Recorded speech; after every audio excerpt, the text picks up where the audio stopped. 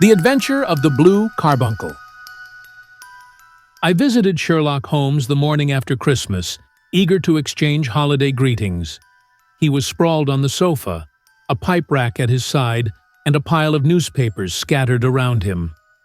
A battered hat hung on a nearby chair, a magnifying glass and tweezers perched upon its seat, hinting at its recent examination. "You seem busy," I said. "Perhaps I'm interrupting?" "Not at all," Holmes replied, gesturing towards the hat.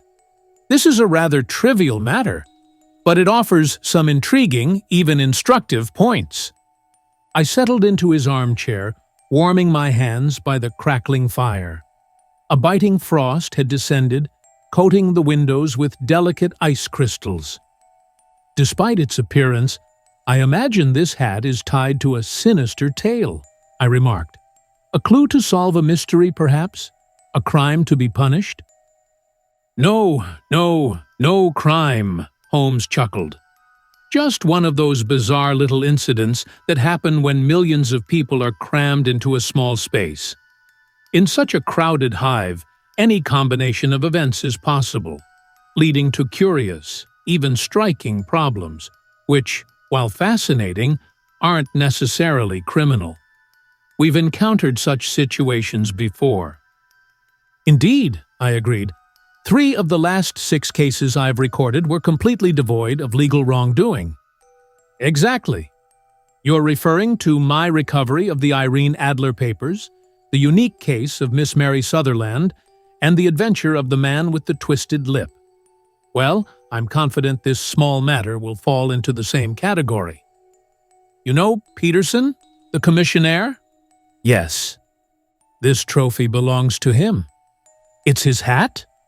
No, he found it. The owner is unknown.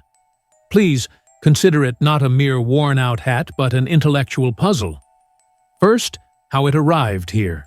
It came on Christmas morning, accompanied by a plump goose, no doubt now roasting before Peterson's fire. The story goes, around 4 in the morning, Peterson, a trustworthy fellow, was returning home from a celebration, walking down Tottenham Court Road. In the gaslight, he saw a tall man, slightly unsteady, carrying a white goose slung over his shoulder. As they reached Goodge Street, the man got into a brawl with some roughs. One of them knocked off his hat. The man raised his stick in defense, swung it wildly, and smashed a shop window. Peterson rushed forward to protect the man, but the stranger, horrified by the broken window and seeing Peterson approaching, dropped his goose, fled, and vanished in the maze of narrow streets behind Tottenham Court Road. The roughs also dispersed at Peterson's arrival, leaving him with the spoils of the fight: this battered hat and an unimpeachable Christmas goose. And he surely returned them to the owner. Ah, there's the problem. True, the goose had a card tied to its leg reading, "For Mrs. Henry Baker," and the initials HB are visible in the hat's lining. But with thousands of Bakers and hundreds of Henry Bakers in this city, returning the lost property to the correct one is quite a challenge. What did Peterson do then? He brought the hat and goose to me on Christmas morning, knowing even minor problems intrigue me. We kept the goose until today, when the slight frost wouldn't allow for further delay.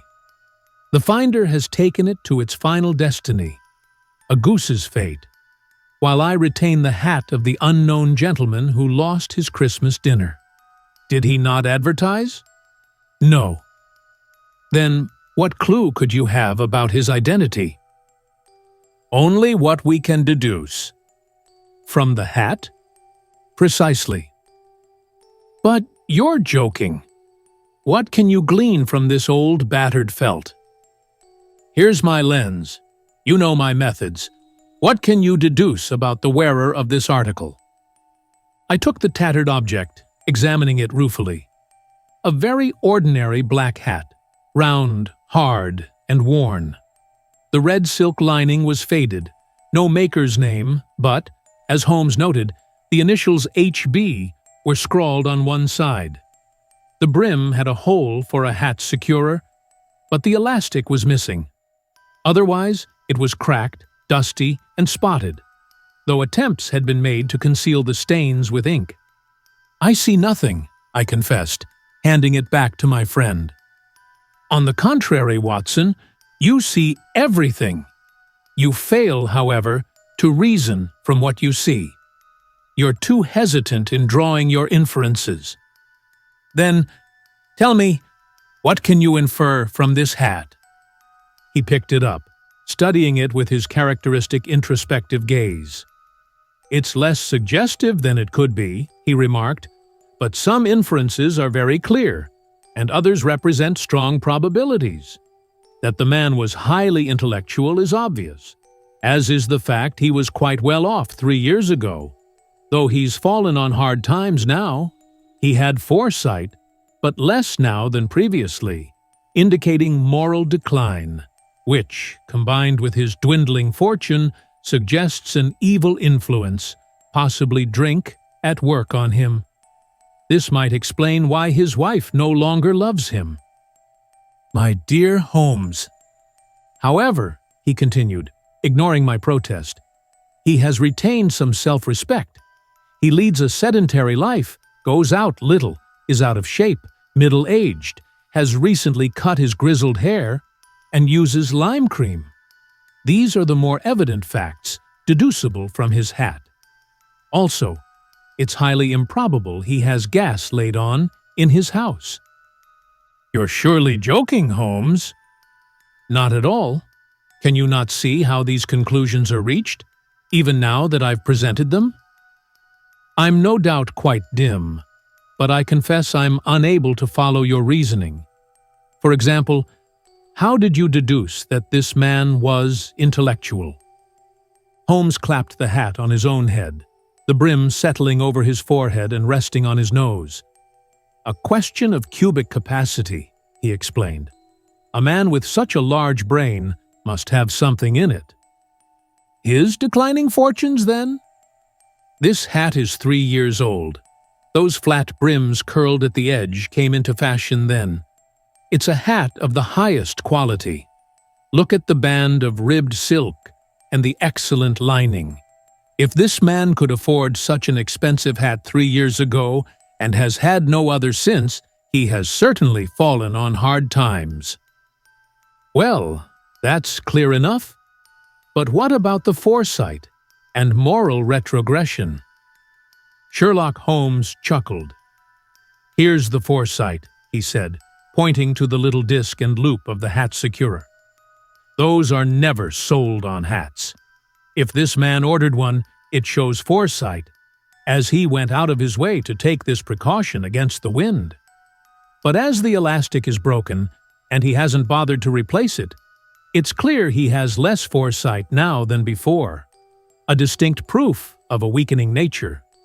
On the other hand, he's tried to conceal some of the stains on the felt by daubing them with ink, indicating he hasn't entirely lost his self-respect." "Your reasoning is certainly plausible." The remaining points, his middle age, his grizzled hair, the recent haircut, and the use of lime cream, are all gathered from close examination of the hat lining. The lens reveals many hair ends, cleanly cut by a barber's scissors. They seem adhesive, and there's a distinct odor of lime cream. This dust, you'll notice, is not the gritty gray dust of the street, but the fluffy brown dust of a house, showing it's been hung indoors most of the time. The marks of moisture on the inside are clear evidence the wearer perspired heavily and was therefore hardly in good shape. "But his wife, you said she'd stopped loving him."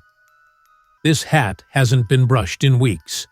When I see you, Watson, with a week's dust on your hat, and your wife allows you to go out like that, I'll fear you too have lost your wife's affection." "But he might be a bachelor." "Nay, he was bringing home the goose as a peace offering to his wife. Remember the card on the bird's leg." "You have an answer for everything. But how on earth did you deduce that he doesn't have gas laid on in his house. One tallow stain, perhaps two, might be a coincidence. But when I see no less than 5, I'm convinced the individual must frequently come into contact with burning tallow. Probably walks upstairs at night with his hat in one hand and a guttering candle in the other. In any case, those stains couldn't have come from a gas jet. Are you satisfied? Well, it's very ingenious, I said, laughing. But since, as you mentioned, there's been no crime and no harm done except the loss of a goose, all this seems rather a waste of energy. Holmes had just opened his mouth to reply when the door burst open, and Peterson, the commissionaire, rushed into the room, flushed and bewildered. "The goose, Mr. Holmes! The goose, sir!" he gasped. "Eh? What of it? Has it returned to life and flown out the kitchen window?" Holmes twisted on the sofa to get a better look at the man's excited face. "See here, sir. See what my wife found in its crop." He held out his hand, displaying a brilliant, scintillating blue stone, smaller than a bean, yet so pure and radiant it sparkled like an electric point in the dark hollow of his hand. Sherlock Holmes sat up with a whistle. "By Jove, Peterson!" he exclaimed. "This is treasure trove indeed. I suppose you know what you have." "A diamond, sir? A precious stone. It cuts into glass as if it were putty." "It's more than a precious stone. It's the precious stone." "Not the Countess of Morcar's Blue Carbuncle?" I exclaimed. "Precisely so. I should know its size and shape, having read about it in the Times daily for some time. It's utterly unique, and its value can only be guessed. But the £1,000 reward offered is certainly not a 20th part of its market price." £1,000! Great Lord of mercy! The commissionaire collapsed into a chair, staring from one to the other of us.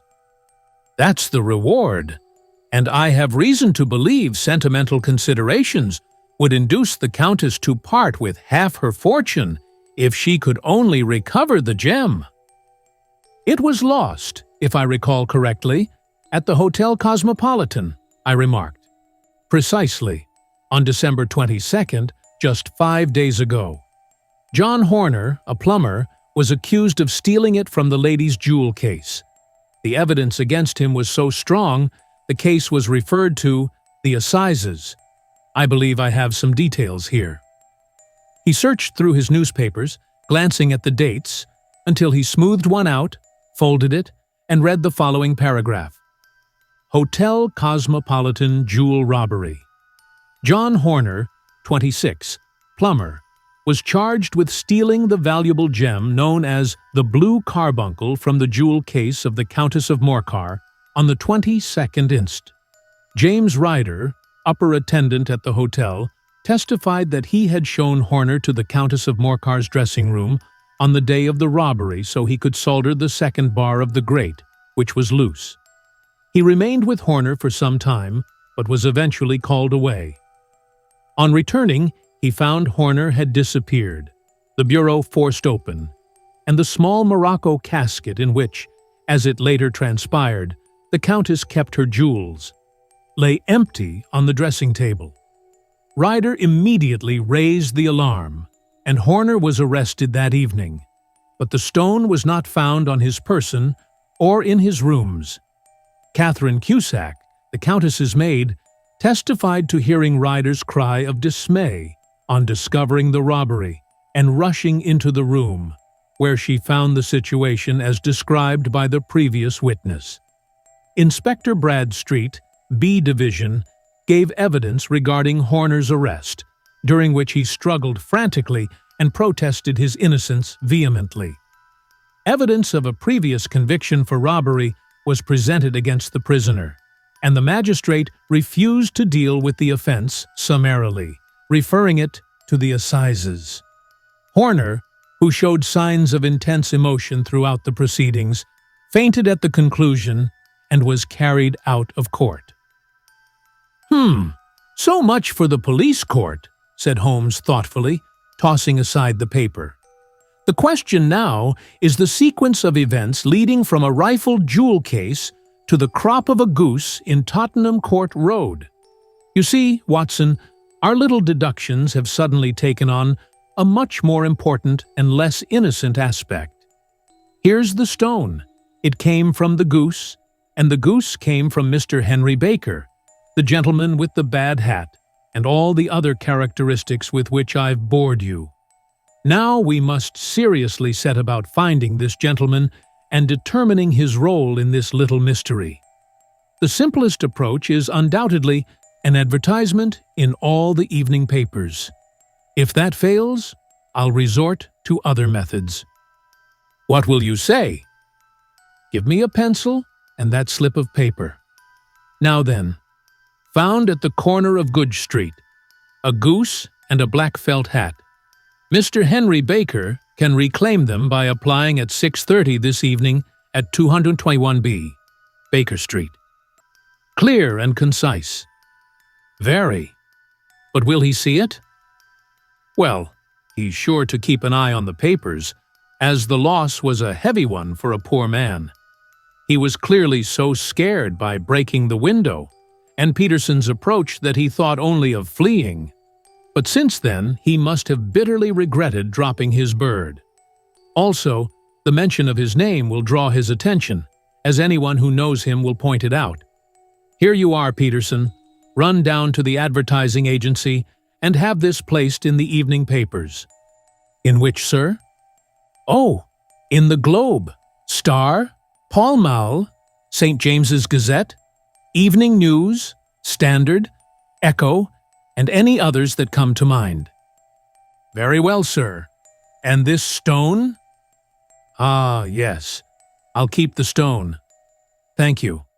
And, Peterson, just buy a goose on your way back, and leave it here with me, for we must have one to give this gentleman in place of the one your family is now devouring. With the commissionaire gone, Holmes picked up the stone and held it to the light. It's a bonny thing, he said. Just see how it glints and sparkles. It's naturally a nucleus and focus of crime. Every good stone is. They are the devil's pet baits. In older, larger jewels, every facet represents a bloody deed. This stone is only 20 years old. It was discovered in the banks of the Amoy River in southern China, remarkable for having all the characteristics of a carbuncle, except its blue shade instead of ruby red. Despite its youth, it already has a sinister history. 2 murders, a vitriol throwing, a suicide, and several robberies have been committed for the sake of this 40-grain weight of crystallized charcoal. Who would imagine such a pretty toy would be a purveyor to the gallows and the prison? I'll lock it up in my strongbox now and drop a line to the Countess, informing her we have it. Do you think that this man Horner is innocent? I cannot tell. Well, then, do you imagine that this Henry Baker had anything to do with the matter? It's much more likely that Henry Baker is an entirely innocent man, unaware that the bird he was carrying was considerably more valuable than if it were made of solid gold. However, I shall determine this with a very simple test once we have an answer to our advertisement. And you can do nothing until then? Nothing. In that case, I shall continue my professional rounds, but I'll return this evening at the hour you mentioned, for I'd like to see the solution to this tangled affair. Delighted to see you. I dine at 7. There's a woodcock, I believe. By the way, considering recent events, perhaps I should ask Mrs. Hudson to examine its crop. A case delayed my return, and it was a little after 6:30 when I found myself back in Baker Street. As I approached the house, I saw a tall man in a Scottish bonnet and a coat buttoned up to his chin, waiting outside in the bright circle of light cast by the fanlight. Just as I arrived, the door opened, and we were shown upstairs to Holmes's room.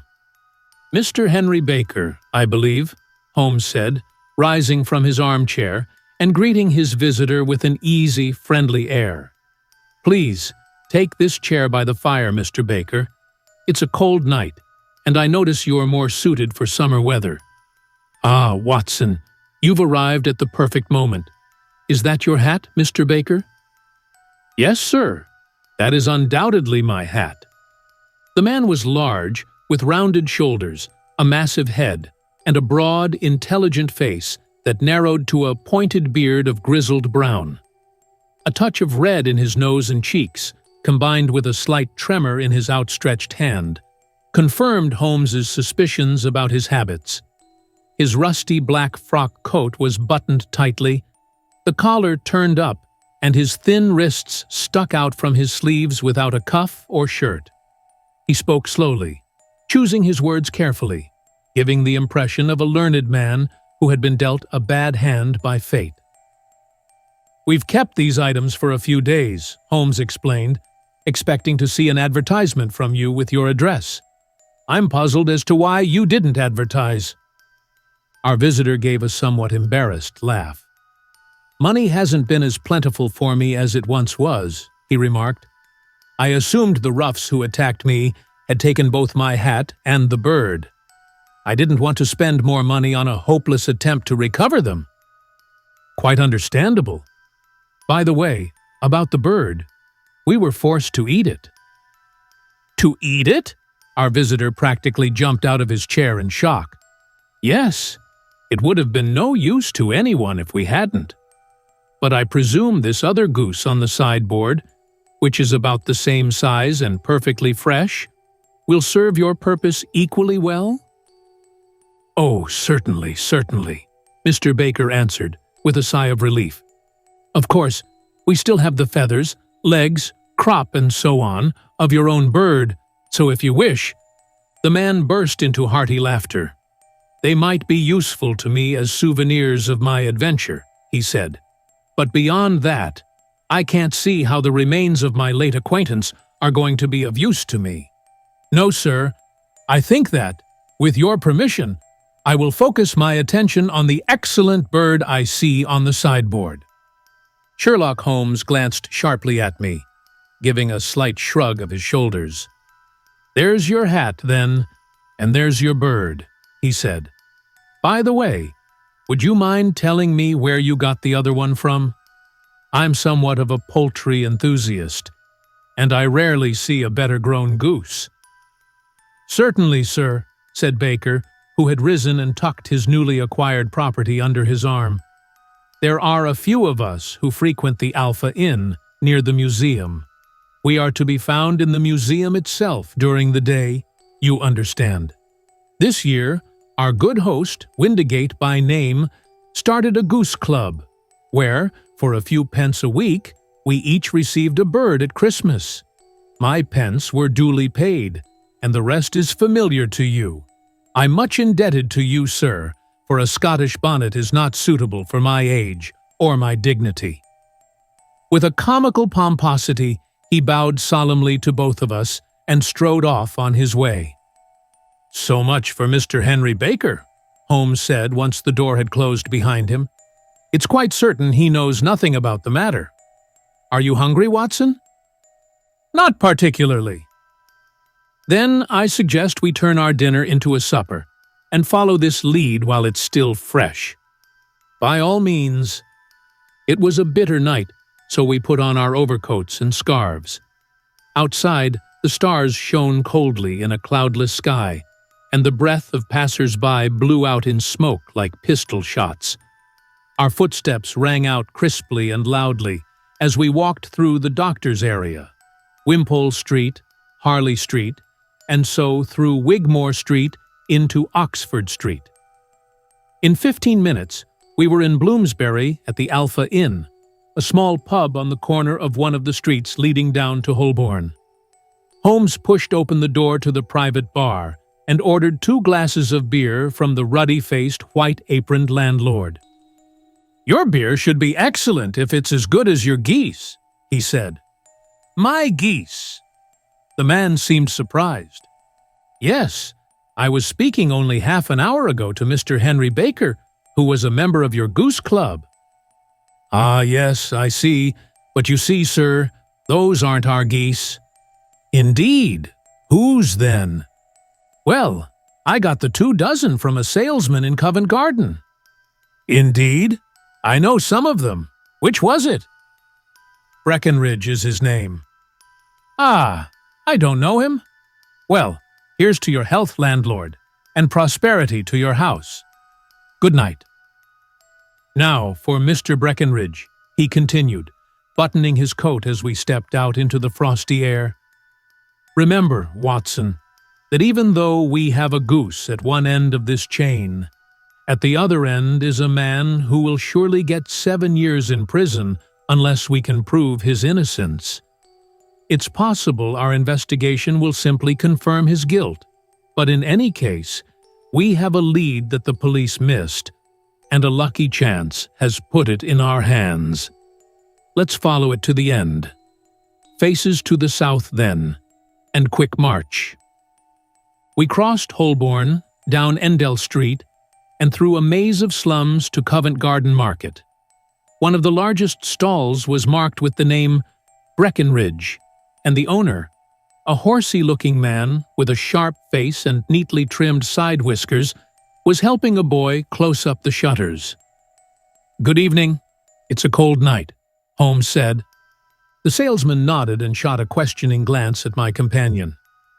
"Sold out of geese, I see," Holmes continued, pointing at the empty marble slabs. "I'll have 500 for you tomorrow morning." "That's no good." "Well, there are some on the stall with the gas flare." "Ah, but I was recommended to you." "Who by?" "The landlord of the Alpha." "Oh, yes, I sent him a couple of dozen." "Fine birds they were, too. Now where did you get them from?" To my surprise, the question provoked a burst of anger from the salesman. "Now then, mister," he said, his head cocked and his arms akimbo, "what are you driving at? Let's have it straight, now." "It is straight enough. I should like to know who sold you the geese that you supplied to the Alpha." "Well then, I shan't tell you. So now—" "Oh, it's a matter of no importance, but I don't know why you should be so upset over such a trifle." "Upset? You'd be as upset, maybe, if you were as bothered as I am.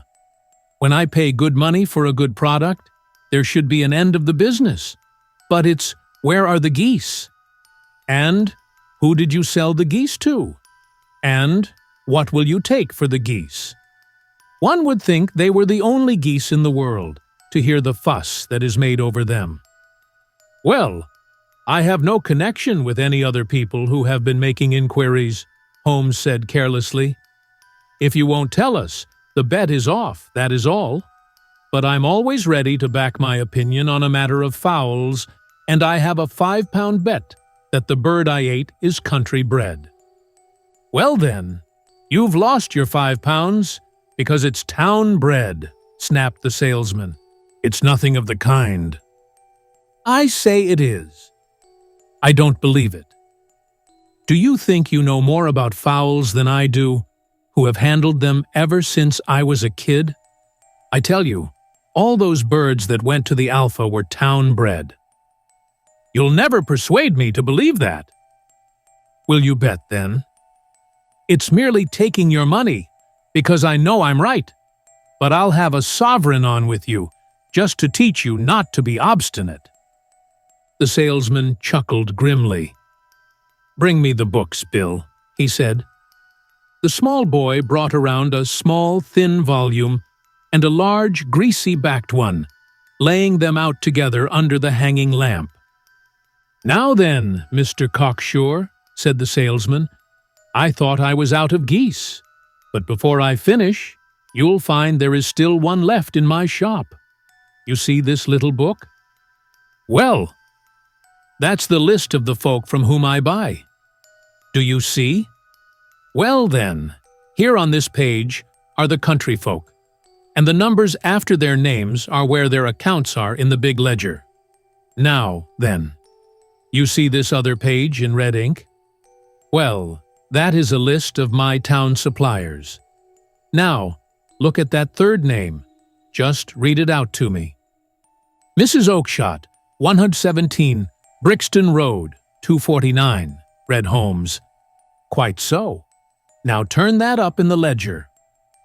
Holmes turned to the page indicated. Here you are, Mrs. Oakshott, 117, Brixton Road, egg and poultry supplier. Now then, what's the last entry? December 22nd, 24, geese at 7s, 6D. Quite so. There you are. And underneath? Sold to Mr. Windigate of the Alpha, at 12s. What have you to say now? Sherlock Holmes looked deeply embarrassed. He drew a sovereign from his pocket and threw it down on the slab, turning away with the air of a man whose disgust is too deep for words. A few yards off, he stopped under a lamp-post and laughed in his peculiar, quiet way. When you see a man with whiskers like that, and the pink un sticking out of his pocket, you can always get him to make a bet, he said. I dare say that if I had put £100 down in front of him, that man wouldn't have given me such complete information as was drawn from him by the idea that he was getting the better of me on a wager. Well, Watson, I think we're nearing the end of our search, and the only question remaining is whether we should visit this Mrs. Oakshott tonight, or save it for tomorrow. It's clear, from what that surly fellow said, that there are others besides ourselves who are interested in the matter, and I should— His remarks were abruptly cut short by a loud commotion from the stall we had just left. Turning around, we saw a little rat-faced fellow standing in the center of the circle of yellow light cast by the swinging lamp, while Breckenridge, the salesman, framed in the doorway of his stall, was shaking his fists fiercely at the cringing figure. "I've had enough of you and your geese," he shouted. "I wish you were all at the devil together. If you come pestering me any more with your silly talk, I'll set the dog on you. You bring Mrs. Oakshott here, and I'll answer her. But what have you to do with it? Did I buy the geese off you?" "No, but one of them was mine all the same," whined the little man. "Well then, ask Mrs. Oakshott for it." "She told me to ask you." "Well, you can ask the King of Prussia for all I care. I've had enough of it. Get out of this." He rushed forward fiercely, and the inquirer darted away into the darkness. "Ha! This may save us a visit to Brixton Road," whispered Holmes. "Come with me, and we will see what can be made of this fellow." Striding through the scattered groups of people who lounged around the flaring stalls, my companion quickly caught up with the little man and touched him on the shoulder. He jumped around, and I could see in the gaslight that all the color had drained from his face. "Who are you, then? What do you want?" he asked in a trembling voice. "You will excuse me," Holmes said smoothly, "but I couldn't help overhearing the questions you were asking the salesman just now. I think I could be of assistance to you." "You? Who are you? How could you know anything about the matter?" "My name is Sherlock Holmes. It is my business to know what other people don't know." "But you can know nothing of this?" "Excuse me, I know everything about it. You are trying to track down some geese that were sold by Mrs. Oakshott, of Brixton Road, to a salesman named Breckenridge, by him in turn to Mr. Windigate, of the Alpha, and by him to his club, of which Mr. Henry Baker is a member." "Oh, sir, you are the very man whom I have longed to meet," cried the little fellow with outstretched hands and trembling fingers. "I can hardly explain to you how interested I am in this matter." Sherlock Holmes hailed a passing four-wheeled cab. "In that case, we had better discuss it in a cozy room, rather than in this windy marketplace," he said. "But please tell me, before we go farther, who it is that I have the pleasure of assisting." The man hesitated for a moment. "My name is John Robinson," he answered with a sidelong glance. "No, no, the real name," Holmes said sweetly. "It's always awkward doing business with an alias." The stranger's white cheeks flushed. "Well then," he said, "my real name is James Ryder." "Precisely so. Head attendant at the Hotel Cosmopolitan. Please step into the cab, and I shall soon be able to tell you everything you would wish to know." The little man stood glancing from one to the other of us, with half-frightened, half-hopeful eyes, like someone unsure whether he's about to receive a windfall or face a catastrophe. Then he stepped into the cab, and in half an hour we were back in the sitting room at Baker Street. Nothing had been said during our drive, but the high, thin breathing of our new companion and the claspings and unclaspings of his hands spoke of the nervous tension within him. "Here we are," said Holmes cheerily as we filed into the room. "The fire looks very welcoming in this weather. You look cold, Mr. Ryder. Please take the basket chair. I will just put on my slippers before we settle this little matter of yours. Now then, you want to know what became of those geese?" "Yes, sir.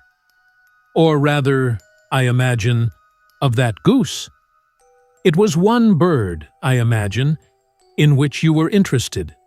White, with a black bar across the tail." Ryder quivered with emotion. "Oh, sir," he cried, "can you tell me where it went to?" "It came here." "Here?" "Yes, and a most remarkable bird it proved. I don't wonder that you should take an interest in it. It laid an egg after it was dead, the bonniest, brightest little blue egg that ever was seen. I have it here in my museum." Our visitor staggered to his feet and clutched the mantelpiece with his right hand. Holmes unlocked his strong box and held up the Blue Carbuncle, which shone out like a star, with a cold, brilliant, many-pointed radiance.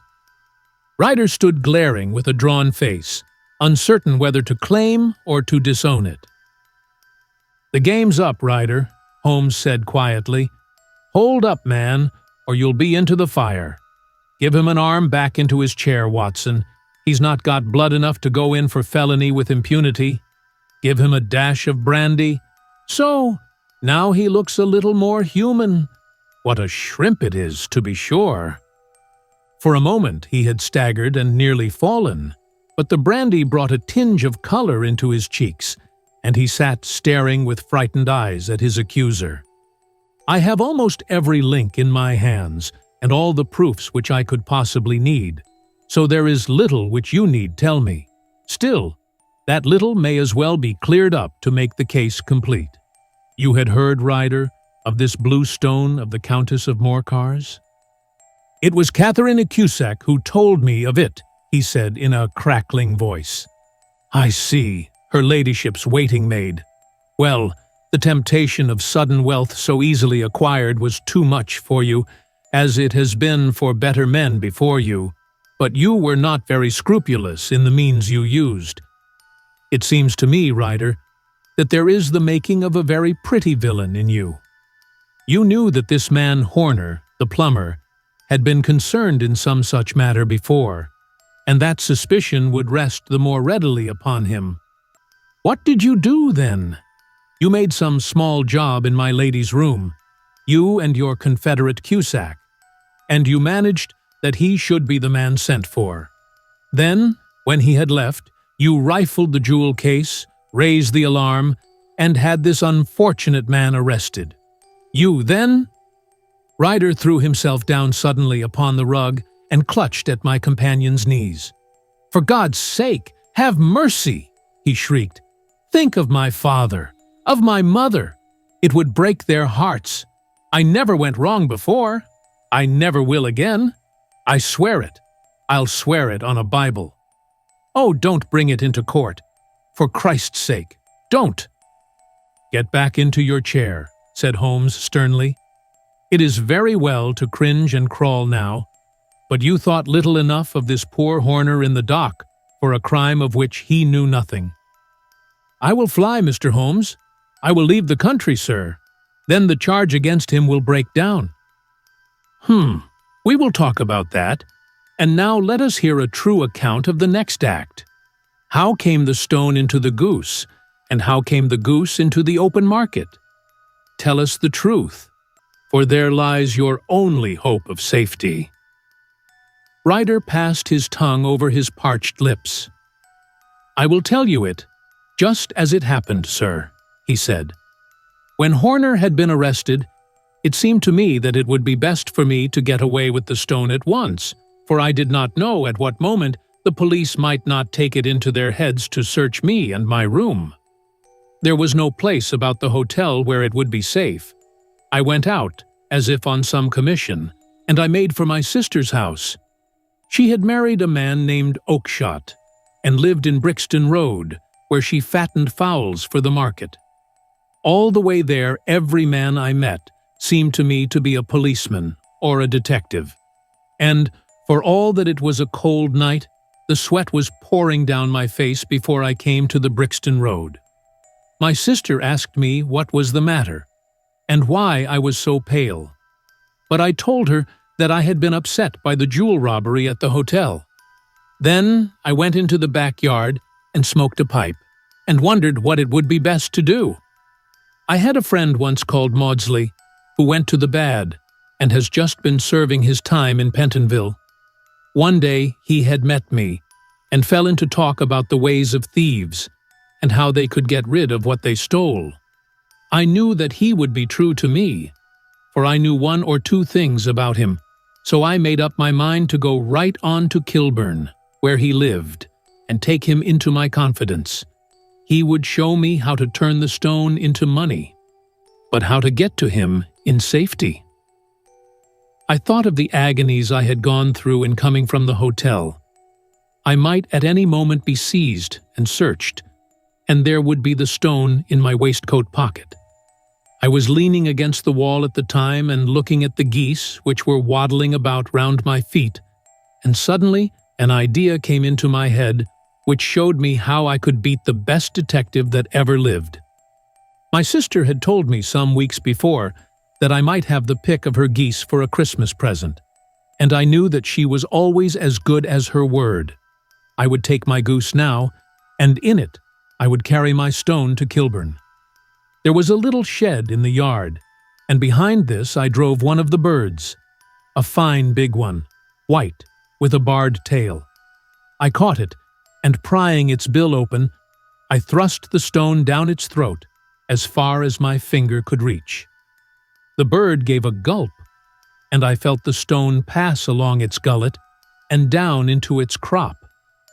But the creature flapped and struggled, and out came my sister to know what was the matter. As I turned to speak to her, the brute broke loose and fluttered off among the others. "Whatever were you doing with that bird, Jem?" says she. "Well," said I, "you said you'd give me one for Christmas, and I was feeling which was the fattest." "Oh," says she, "we've set yours aside for you. Jem's bird, we call it. It's the big white one over yonder. There's 26 of them, which makes one for you and one for us, and 2 dozen for the market." "Thank you, Maggie," says I, "but if it is all the same to you, I'd rather have that one I was handling just now." "The other is a good 3 pound heavier," said she, "and we fattened it expressly for you." "Never mind. I'll have the other, and I'll take it now," said I. "Oh, just as you like," said she, a little huffed. "Which is it you want, then?"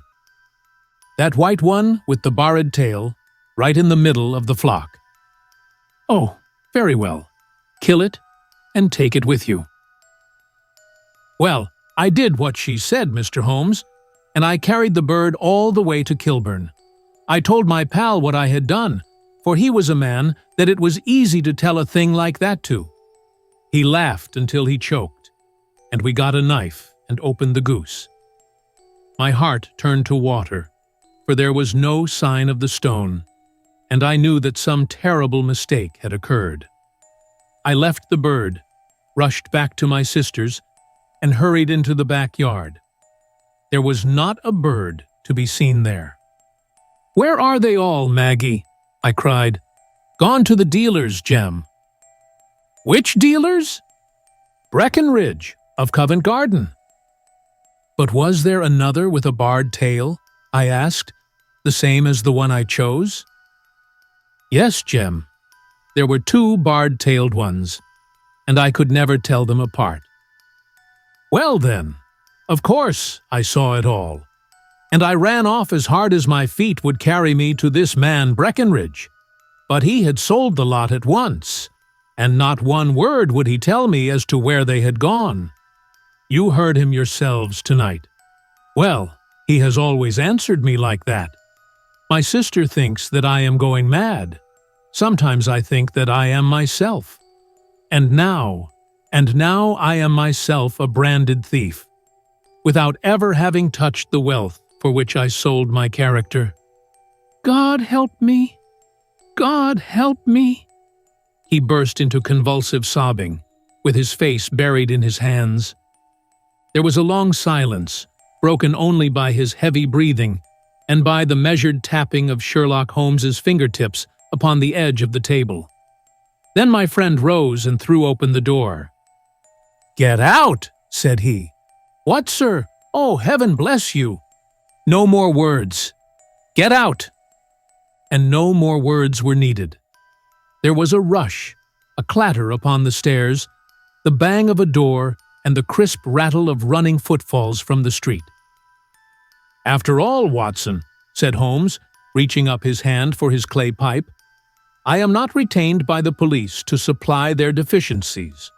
If Horner were in danger, it would be another thing, but this fellow will not appear against him, and the case must collapse. I suppose that I am commuting a felony, but it is just possible that I am saving a soul. This fellow will not go wrong again. He is too terribly frightened.